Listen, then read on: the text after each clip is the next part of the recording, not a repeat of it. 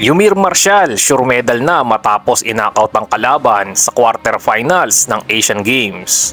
At Saul Canelo Alvarez wala pa raw planong labanan si Terence Crawford. Pag-usapan natin lahat yan mga idol.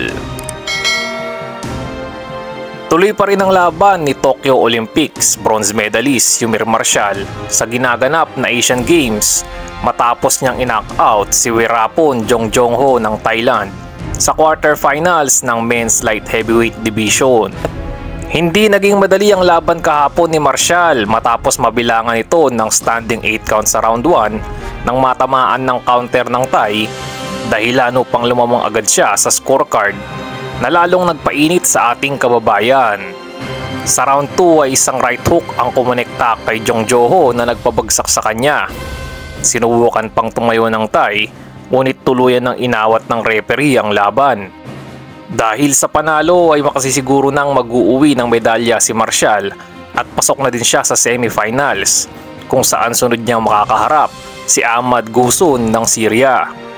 Bukas naman lalaban sa quarterfinals ang isa pa nating natitirang boksingero na si Carlo Paalam. Makakalaban naman ni Paalam ang reigning world champion na si Abdumalik Kalokov ng Uzbekistan. Sa ibang balita mga idol ay wala pa daw sa plano ni undisputed super middleweight champion Saul Canelo Alvarez na labanan si Terence Crawford sa ngayon.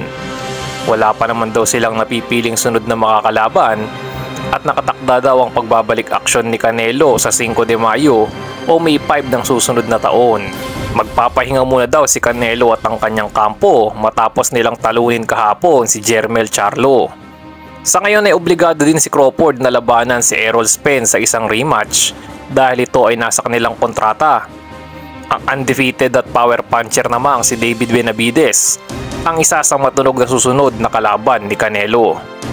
Samantala ay pumirma na ng kontrata para sa undisputed heavyweight fight si Tyson Fury at Alexander Usyk sa labang gaganapin sa Saudi Arabia.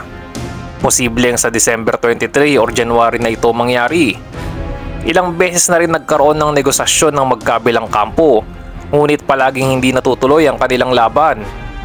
Ang laban ni Fury at Usyk ang magpapatunay kung sino talaga ang pinakamahusay sa heavyweight division sa ngayon. Yan lang muna ating mga boxing updates mga idol.